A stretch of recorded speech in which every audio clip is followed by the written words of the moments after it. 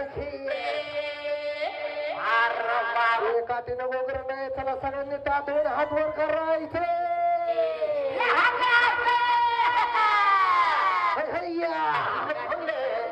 याला तर गरुडा साऊंड म्हणतात विका